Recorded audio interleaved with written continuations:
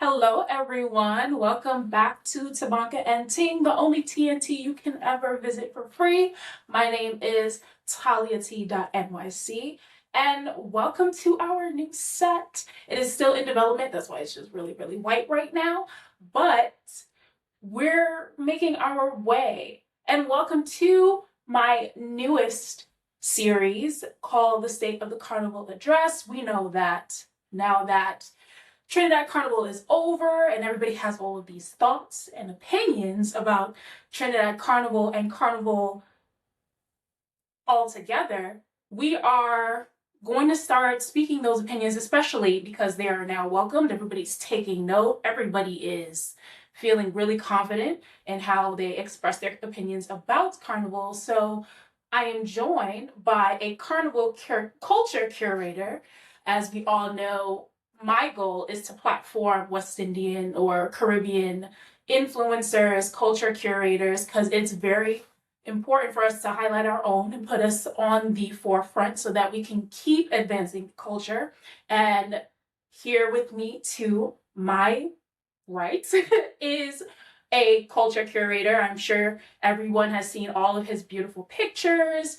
Many mass bands use him. Many mass designers use him because he just gets it. I know you've seen all of the beautiful pictures of all of the beautiful costumes, and it's the first thing that catches your eye when you're ready to buy your costume.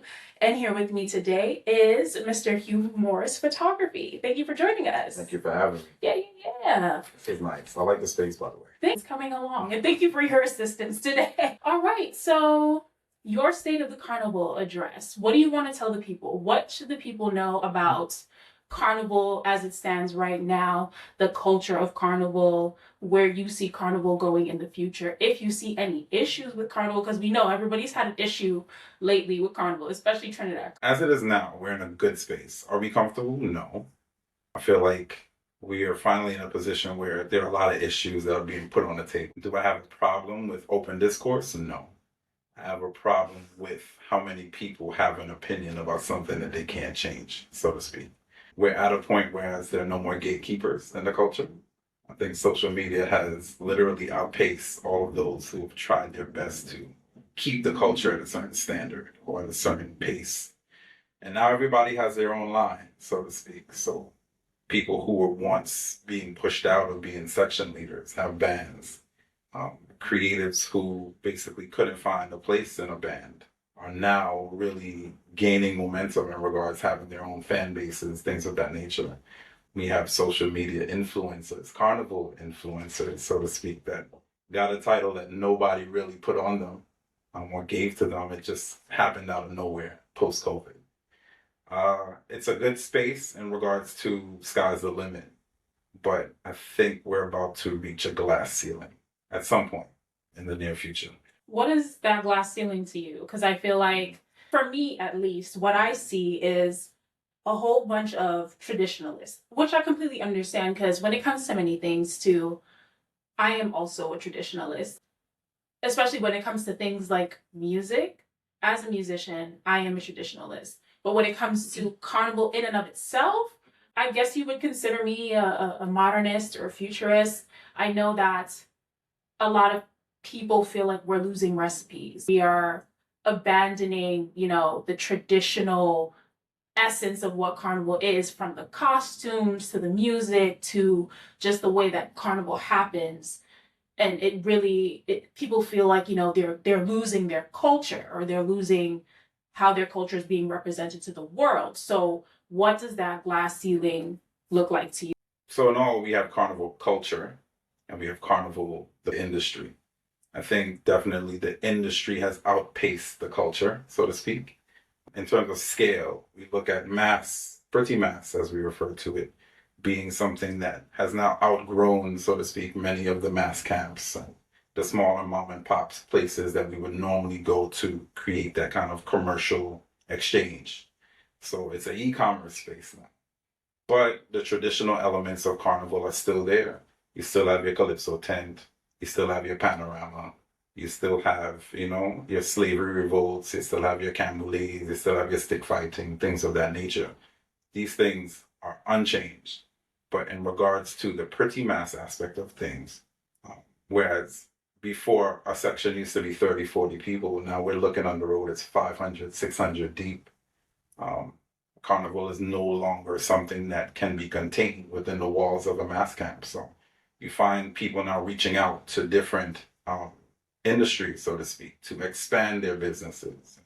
What used to be mom, uncle, somebody from down the road bending wire, things of that nature. Now we have to bring in whole other industries from other countries to really support the business of things, right? And on the tech side of things, we're technically at a place where the numbers don't even make sense anymore, right?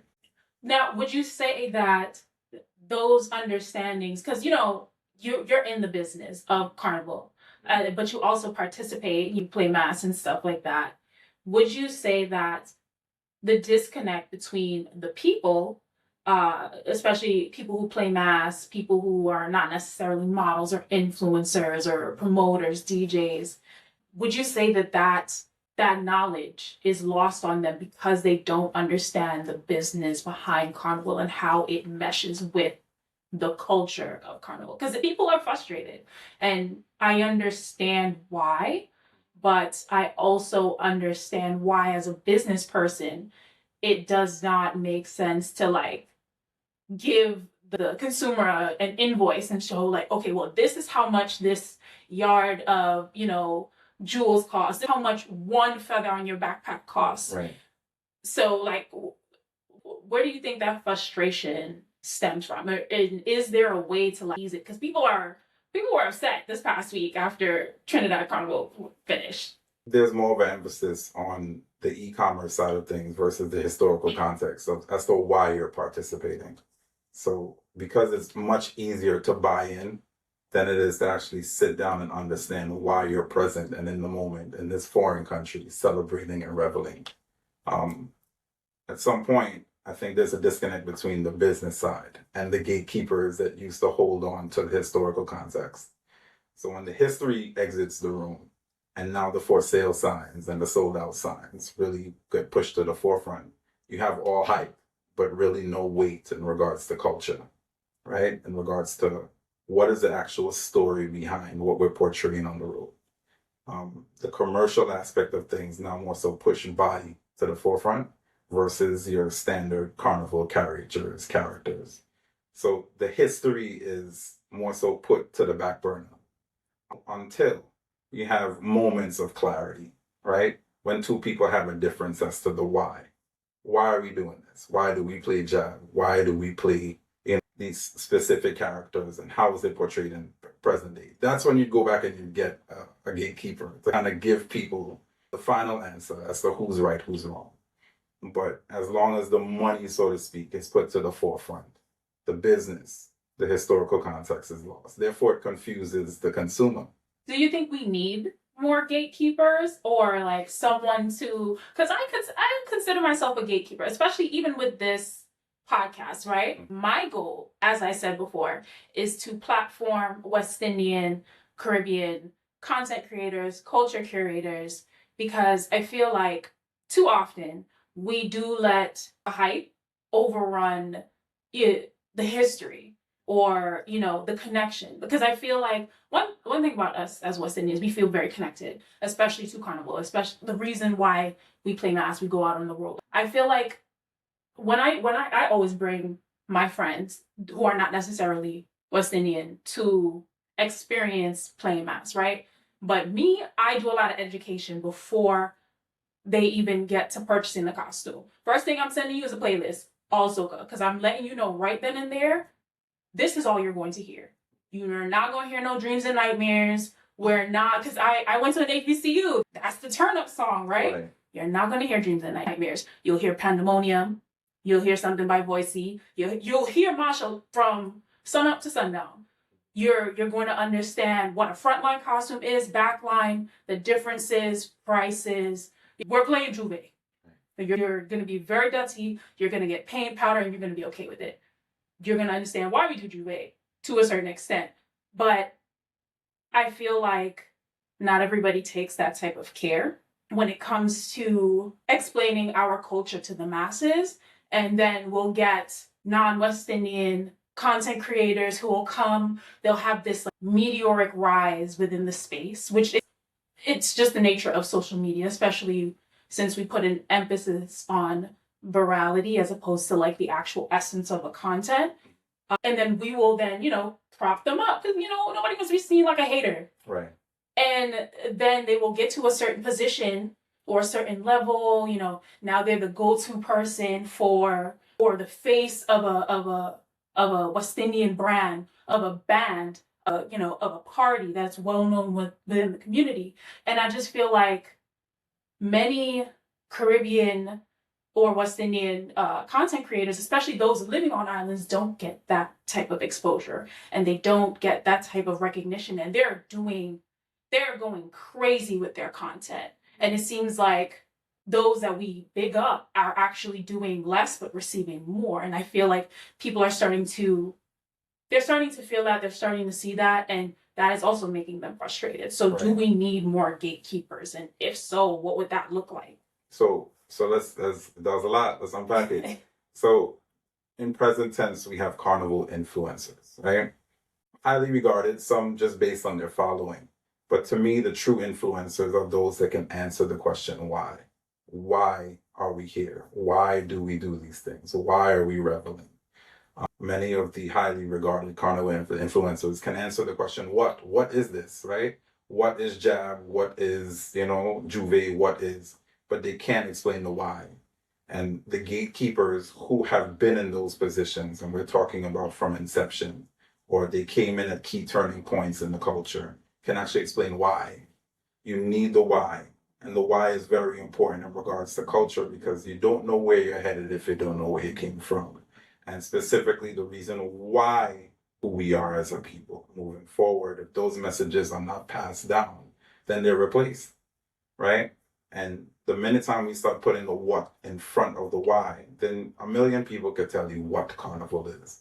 A million people could tell you what is the easiest way to get a flight from this island to that island, right? Or what is the easiest way to get into a particular band. But they can't tell you why we're displaying a specific type of mass on this day.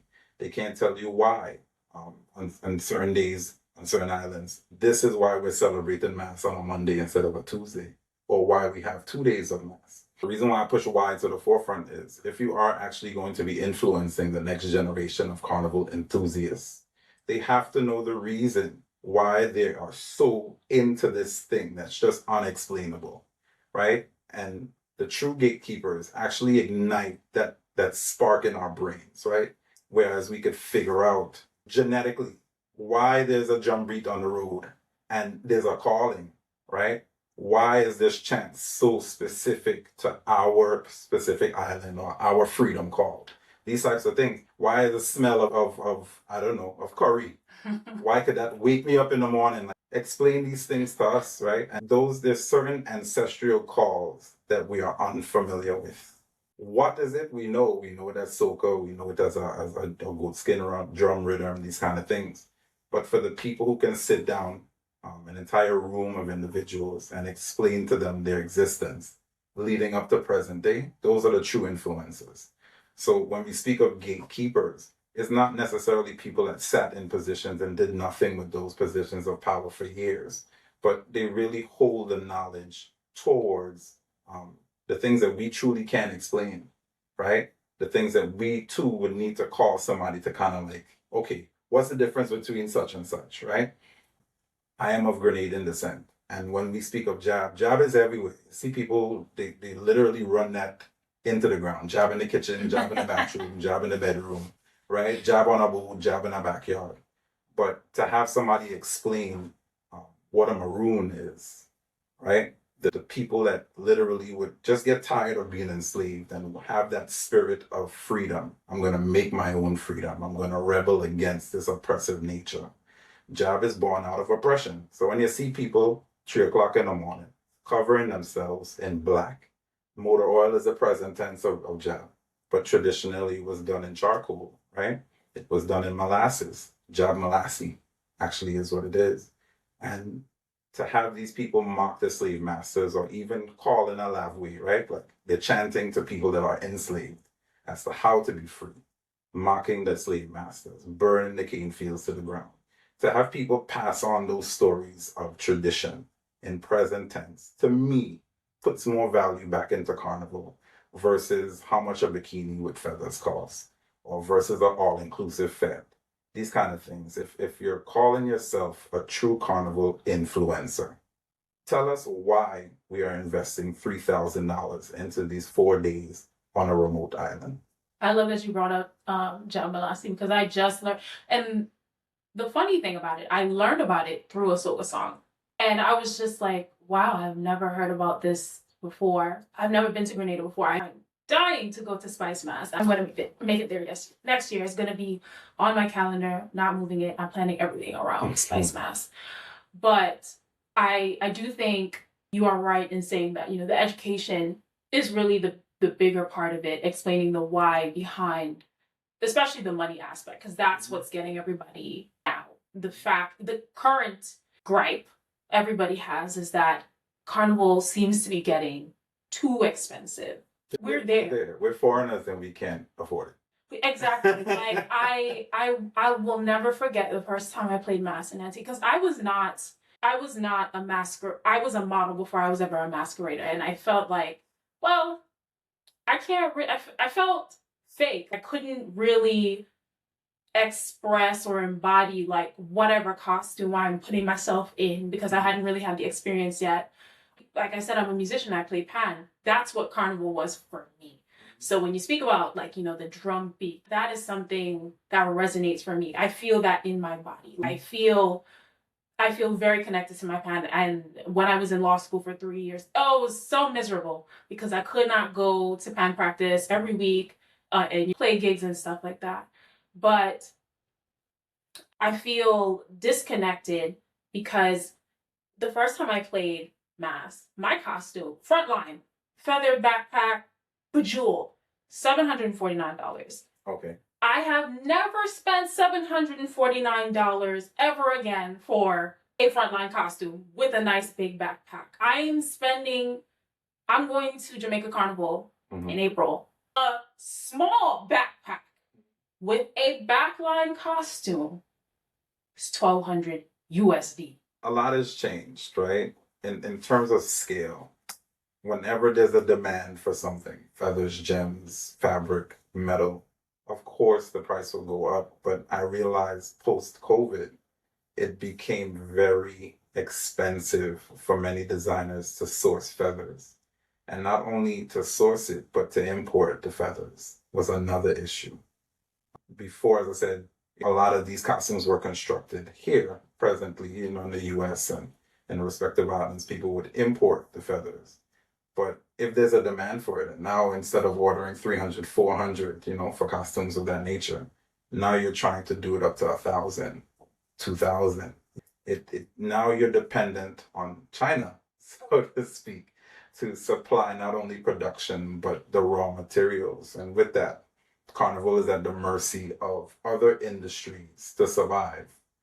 With that being said, those costs are definitely passed down to the masquerader. And it's not only feathers and gems, but if I've spoken to many different band leaders, and they'll tell you straight up the price that they're paying for a generator for the day. They're not renting the generator for Carnival Day and the truck. They're renting it sometimes for 3-4 days at a time because the truck companies have realized, hey, why would I rent it to you for 1 day at Juve when in actuality I'm renting it out for the week for you? So those costs that are passed down to the masquerader, you're showing up for Carnival Day and Juve. But what you're not realizing is many people are incurring the costs or bearing the costs of many different things. The goodie bags that I see girls raving about online. These things are not all sponsored. Somebody has to pay for it. The entertainers, the security. So I'm not a band leader, but from what I understand, there are many Carnival bands that set a price point that still at the end of the Carnival season, no matter how successful they appear on the road, they don't break even. So we're at a breaking point now, whereas the culture is turning and taking a look in the mirror. Does all of this make sense? Every band can be luxury. Every band can have 4-drink truck and a cool-down truck and a toilet truck. And at some point, I spoke of the glass ceiling earlier, we got to hit that ceiling and realize there should be a renaissance. There's no way that vibes Vibes on the road should cost you $1,500. Vibes is free, right? And it's the same thing for Juve. Before Juve was you put on a dirty shoes, a dirty socks, a dirty shirt. I have people selling Juve packages. How this makes sense? It don't make no sense.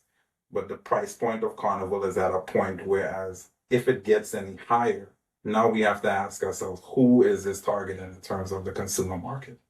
That is something that actually does, it doesn't like scare me, but it breeds concern for me as somebody who has a very deep understanding of like social theory and like capitalism and all of those things, which is all at play right now. I feel like people don't understand that capitalism touches Carnival too, just because it's like in the islands and it's not in America. Absolutely. Yeah, many of these things are not being manufactured on the islands anymore because they simply just cannot be, especially at the rates and how big these bands are getting.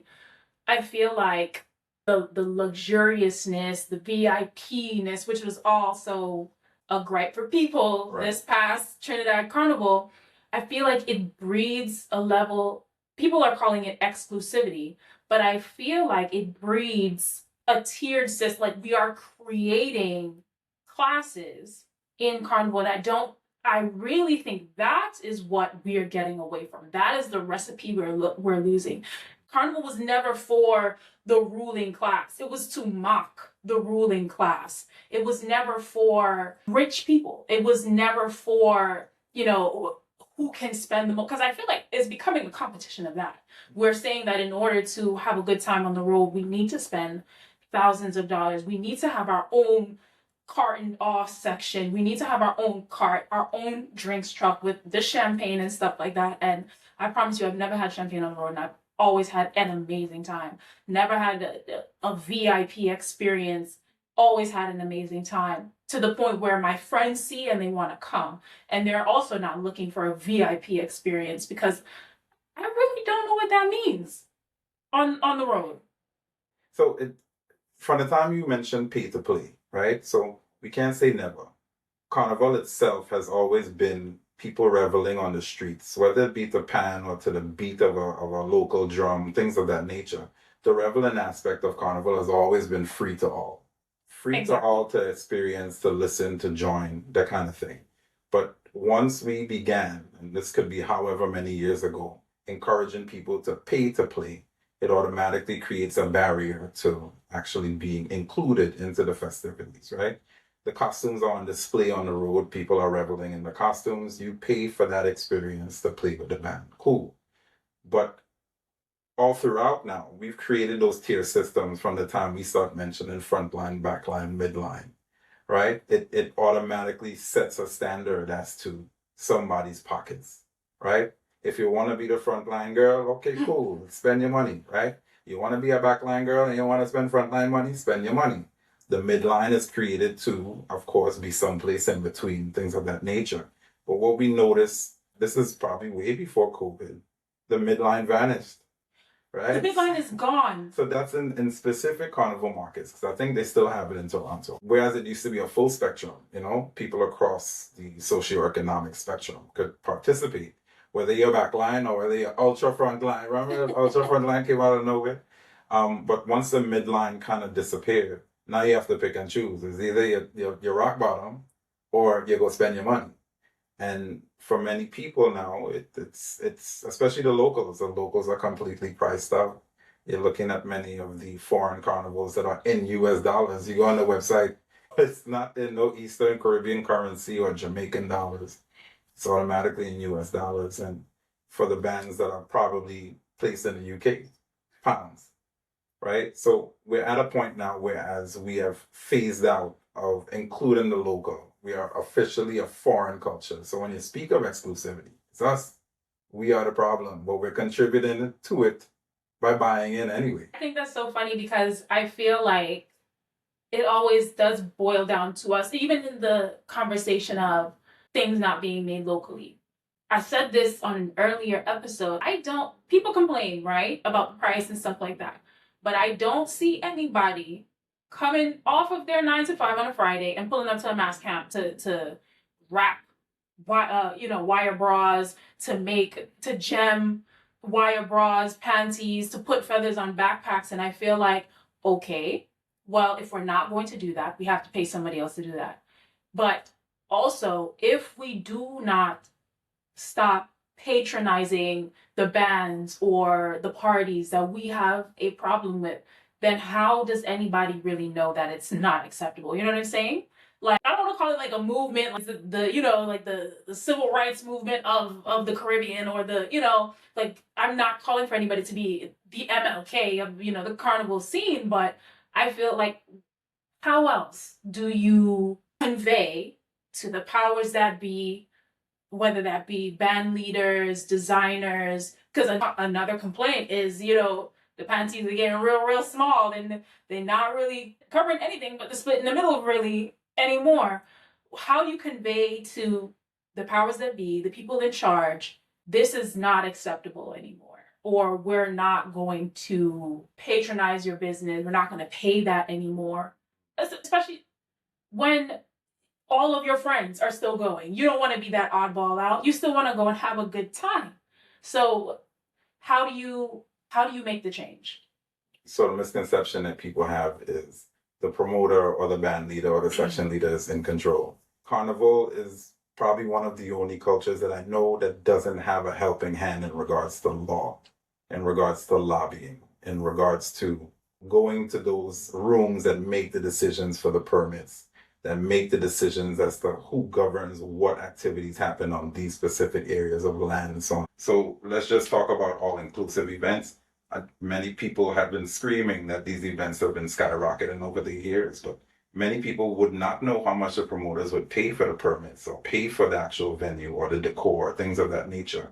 There really isn't anybody above them to really help them with the finance in these events. And the same thing for the carnival bands. I'm not, trying to uphold their pricing. I'm not saying that the pricing is just, but at the same time.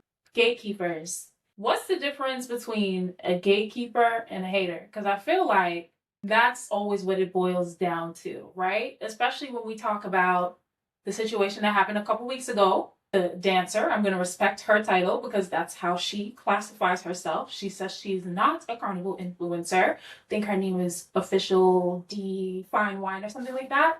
I'm going to call her D. People wanted to get her up out of here. They wanted to cancel her, things of that nature. But on the other spectrum, people are saying, oh, y'all are just haters, jealous, all this other stuff, because she made it very clear. If she is not going to an event, a carnival for free, if it's not being sponsored, she cannot go. She's a service provider. She doesn't have PTO like most people do. So if she does not get sponsored, she's not going to leave her business and not make any money to then spend money at the expensive carnivals that we've just talked about, to then come and just, have a good time, because that's essentially what it is. So how is that gatekeeping, or are people just being haters? So I mean, even if y'all wanted to, you can't cancel her. Because she never identified as a carnival influencer. That was a title that was forced on her. I see this as a person that's a carnival enthusiast, is what I'm gonna say. Right? So this is somebody that loves carnival. She's not passionate about it. She's not going to drop everything she's doing for it. She's not going to find a way to pay for it if she can. She likes it. She loves it. We forced, or the internet forced, the carnival influencer term on her. But if this is how she's introduced to each and every other carnival, meaning bands are looking for cheaper alternatives to market their product, therefore they pay her X amount of money to speak on their behalf to audience members or audiences that they can't reach. Okay, fine. That makes you a carnival influencer who gets paid via cash or whatever the case may be. You can't cancel somebody like that. A true gatekeeper is somebody who has influence on the culture at one point in time or presently, right? We have gatekeepers that work behind the scenes all the time, and you can't tell them where to go. You ever go in a party and see 8 old people walk in and you don't even know they're older than you and I, and you don't know why they're here. But these are the people that provide the sound. They own the land that you're partying on.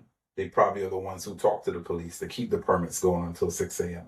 The true influencers of the culture are the people who move either A, behind the scenes, or they are the creatives of the culture. Your carnival designers, your mass band leaders, your soca artists. These are your influencers. Every year, people look to them to see what's new and trending.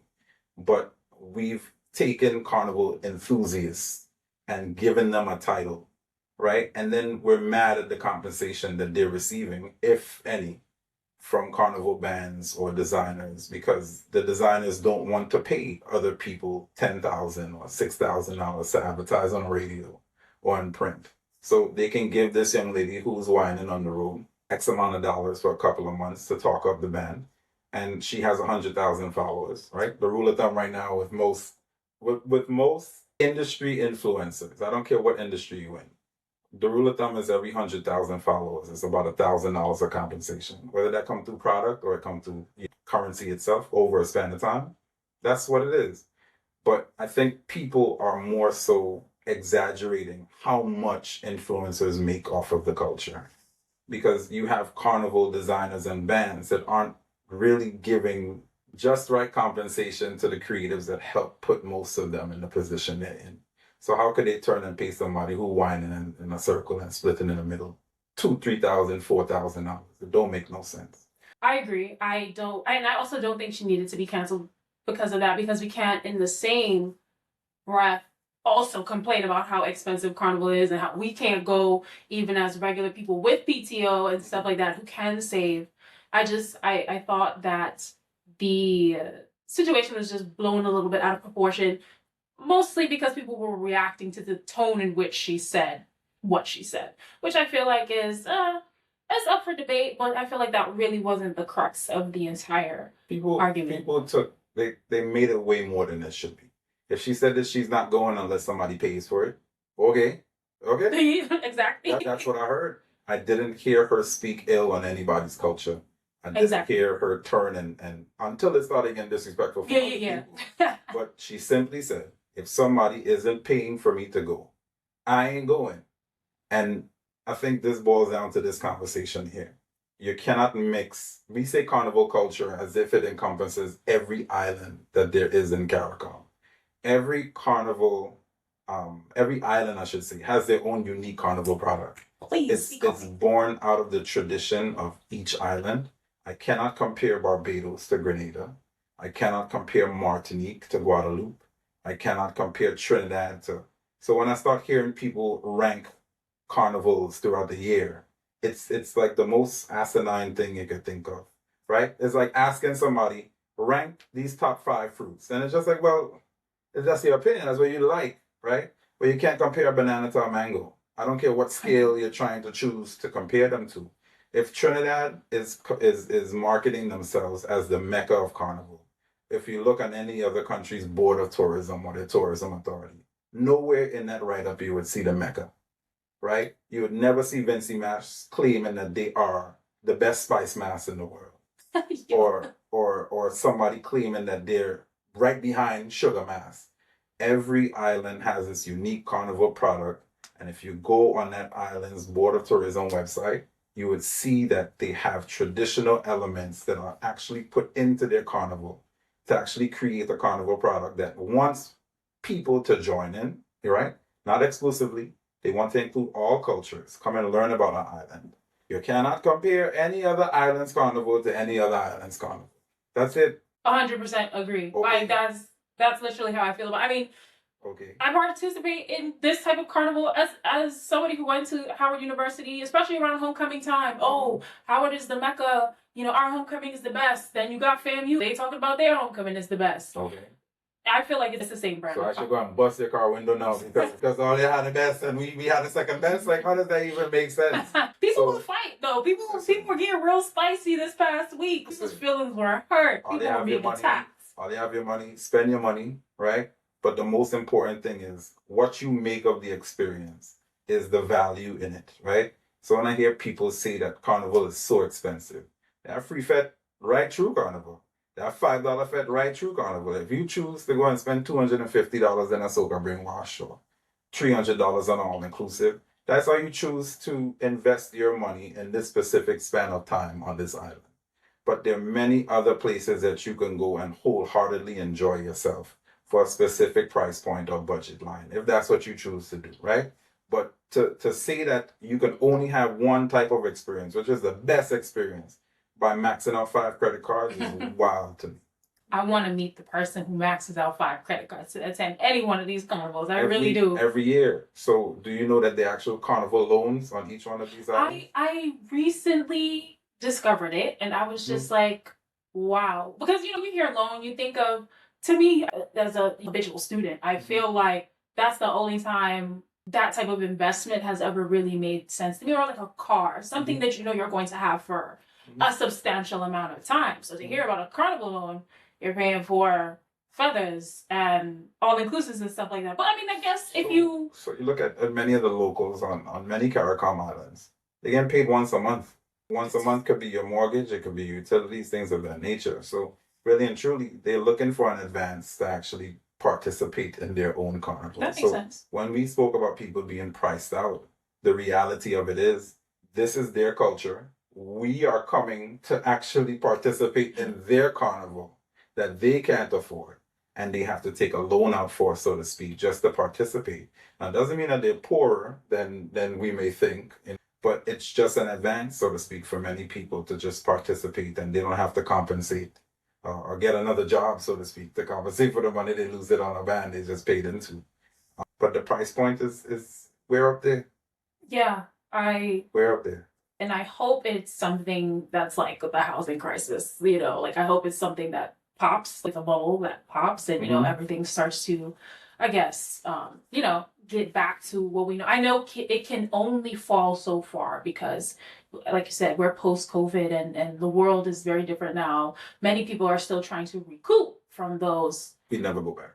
We never go back. We would never go back. But I hope we get to a level where everybody or majority of people can participate without feeling guilt, despair, or like, some negative emotion. We're in a place of delusion right now.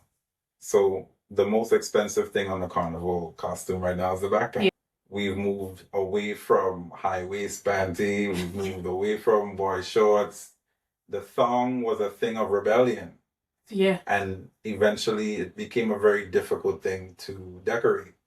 So now we have the spider panty. And the spider panty is creating a specific aesthetic that the culture can't progressively move out of or can't progressively get more sexual with. Because right now it's just vulva spilling left and right in many of the costumes. And we're going back to a place where Carnival was fighting very hard to get away from the one body type. There's no such thing as a carnival body. And we talk about class, but now we're talking about bias altogether. So many of the spider panty costumes are forcing a specific body type. And it's a narrative that's very dangerous.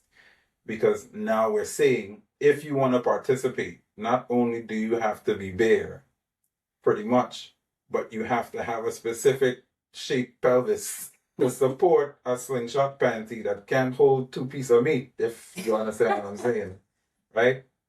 So where we're at right now in terms of aesthetic, if you look at the drawings, the fashion drawings for many of the costumes, it's one body type.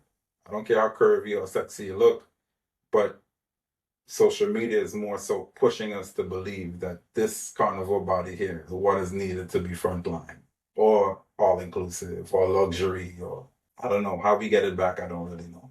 And I love that you speak about carnival bodies and aesthetics, because you, as a photographer, have a very specific aesthetic that I feel many people, when they see a photo, they don't even have to see who's tagged. They recognize your aesthetic, your brand. And I feel that it is one that celebrates different body types, because I'm sure you show the designer or the band leader, they hire you, you show up, you see whatever models they bring to the set, but you still are able to bring out the beauty regardless of the body type, even though many people feel that there is only one specific body type that is celebrated or highlighted, especially when it comes to photographers on the road. How did you develop that aesthetic, or was your goal always to become a carnival photographer?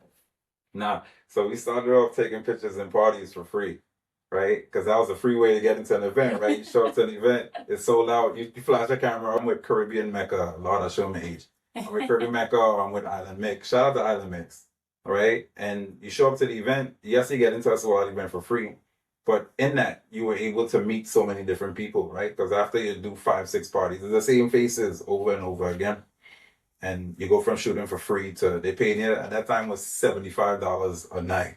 We boy, the event over 4 in the morning. You did 6 o'clock because remember back then I wasn't driving. So you're taking the train back home 7 o'clock and still uploading content and it don't work after a period of time. You're like, damn, I need more money than this. So you eventually start to learn studio lighting. And at the time when I got into studio, they had a photographer in Brooklyn by the name of Ryan John. And Ryan was shooting everything from Sesame Flyers to Ramage, but how he was shooting the carnival costumes at the time, he was making it very fashion, and at the same time, he was color grading it. So it looked like film, it looked like something that was unlike how carnival costumes would typically look. And at that time, we were going from, when you went into a mass camp, it used to be a drawing on the wall, right? So you choose a carnival costume, it was just a little 8x10 picture in a piece of plastic, and somebody drew it with like pencil and things of The that sketch. nature. So like 2008, 2009, the photo shoot started to become a thing for many carnival bands, right? People started looking for models and new faces, and Ryan was killing it in Brooklyn. I'm just like, damn, I'm in studio, like, woo, my little Canon T5i. Oh boy, I want to do that. But the culture itself was still very exclusive at that point, right? People in carnival culture only trust the creators they know. And if you don't have nothing to show, you ain't getting nowhere, right? Nobody ain't believing in you. People say believe in yourself. Yeah. You ain't getting nowhere when it comes to West Indian people by believing in yourself. Show us or should they show you the door?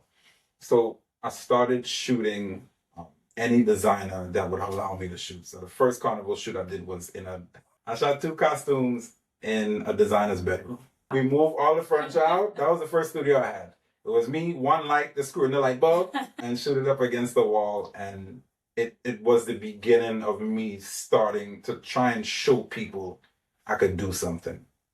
And I went to bands nonstop. Like, can you give me a door closed? Would you give me a chance to shoot you? No, come out to the mass camp. That kind of thing. And the first band that actually gave me an opportunity was Boom Mass.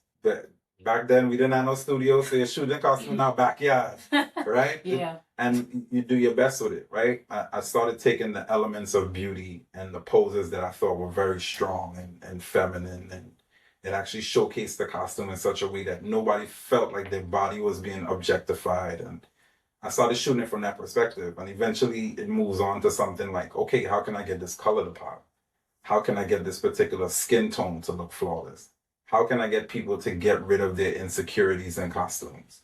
And it started to formulate a style where it's like I could still get you to look very statuesque and strong, but at the same time soft and beautiful in this costume. And it catched on. It only took like 9 years, but it catched on. Things take real time, yo. But looking back on the journey as to the aesthetic, it's just an unwavering thing. Like sometimes I'd look back at some of the content and say, damn, like that was us, that was me in this particular moment. And really taking the designs of people that trusting you to say, look, showcase this particular aesthetic that I created and help me sell. And it's the ability to meet with people and say, all right, cool. I'll definitely make sure the first time somebody sees this is the only thing they would ever need for that season. That's wow. I love that origin story. It sounds like movie maker, something you would see in like a movie. So, I mean, I know what your vibe is on set, but tell the people, what's your vibe on set? What energy are you bringing and what energy are you looking for from, the models or even from the designer? Because, plenty of people be on set. And everybody wants to know, because people ask, everybody wants to shoot with you. I just want you to know, everybody wants to know how to get in front of your camera. So let the people know what they need to bring. The confidence is the best tool, right? You walk in the room without it, and you're definitely not the same person as we would want to showcase on camera. So confidence is key. I don't care what your shape like, right? It could be a circle, it could be a square. If you're confident in who you are as a person, as a woman, as a man, that translates tenfold on camera, right? But at the same time, being knowledgeable as to like body awareness, and I want you to be aware of your own flaws just as well as you are aware as to your good side and the things, the attributes that you want people to see on the forefront. But it's that vulnerability that we're sharing. I'm telling you, I'm meeting you for the first time, and you're meeting me for the first time, and let's dance, right? It's really that ability for me to push you towards showing the public another side of yourself that you probably couldn't do on your own. So what's the plans for 2024? You've seen you do a bunch of different carnivals for all over. What are there expansion plans? Where is Humor's photography going in 2024? So the concept is teaching. So I realize that there's a void, right? I realize that in terms of Caribbean culture, you'd have a select few individuals that understand what they're doing. And it's in any industry, whether it be like a chef, a painter, a photographer. Creatives tend to control the market wherever they are. And there are many people that want to get in, but don't really have the opportunity to get in or the know-how. So, okay, so if, let's just say in Toronto, there are 2 good photographers, and New York, there's 3 good. How can I influence the next generation of creatives when I just say one day I don't want to do this anymore? Right? Or give them a head start so that they too can now start creating their own signature looks to the culture. The only way we move forward as creatives is to teach one another, right? So I learned from trial and error, 9 years, so to speak. How can I speed up your journey? So models, photographers start doing traveling workshops and really try to jumpstart the culture in regards to the visuals that we see. If we go on Google and we type in Carnival, there isn't much content from a commercial perspective, more road content, but to try and create a new wave of creatives that can really push their signature look on all markets is the dream, you know? And also trying to create a new experience on the road for people who need instant content. I could just put it like that. So those 2 things are always on the back of my mind. How to influence a new generation of creatives and how to make the road experience more beautiful, so to speak, in regards to stills and video. Okay. Last question. Do you think that the current sentiments about road content, especially as it relates to skin color and body type, because many people, another gripe, was that there are only, especially, as it relates to Trinidad Carnival, since it just passed, many photographers are only shooting, lighter skinned, fair skinned women, smaller, slimmer, slender body types, surgically enhanced body types, and not necessarily, what most women actually look like. Most women don't have surgically enhanced bodies. Most women are larger, more curvaceous, especially as, majority Black countries. Most people living in those countries are darker. They are not light skinned or fair skinned. Do you feel like that's valid? Do you feel like photographers, especially on the road, need to be doing a better job of capturing the actual real essence of what's going on? I think creators at this point are doing exactly what they aim to do. So I really don't feel like they go on the road and they're trying to do one thing and then they end up falling short. Mm-hmm. If you looking to go and find the biggest band on the road, you go find it, right? Yeah. It's no different than the photographer who's going to look for girls who have the best face cards out there, right? Yeah. You know exactly what you're looking for. Exactly what you putting out on social media is what you aim to do when you wake up that day. The problem that I have is it's trending and we're training the algorithm to believe that this is the only thing that's moving. So it's really making it difficult for the creatives who are taking a different path to get their work out there. And at the same time, we are now a culture that's dependent on the clicks and the numbers. So people that have the good content really and truly don't get those foundations to be seen, right? We don't have a specific Carnival page or media outlet that showcases good talent. Mm-hmm. We have pages that show click-worthy content. And it's the most dangerous thing that we probably are doing to ourselves, in that soca is relatively the same age as hip-hop. Okay? When people say soca is a new musical format or genre, it's not young. It's the same age. right? So in doing that, now we're in 2024, training an algorithm that's 4 years old. How do we as creatives now start pushing the culture to say, okay, not this, but this? We can't, because we have, instead of media outlets, we have little click pages that are curating audiences to believe this is all there is. So maybe we need to start a new foundation, a new media page to say, hey, this is what it should be. That is what it is. Well, thank you to Hugh for coming and sharing your thoughts with us. We would, of course, love to have you back again. I'm sure there's going to be more bacchanal coming up soon with the rest of the carnivals for this year. And we're looking forward to see what you bring in 2024, especially those model classes, because I know people are very excited to work with you. A lot of models hit me up and like, how do you get in front of Hugh's camera? So I'm wishing that all of you get in front of his camera. And thank you for tuning in to Tabanka and Ting. Like, share, and subscribe. And make sure you stay tuned for the next episode.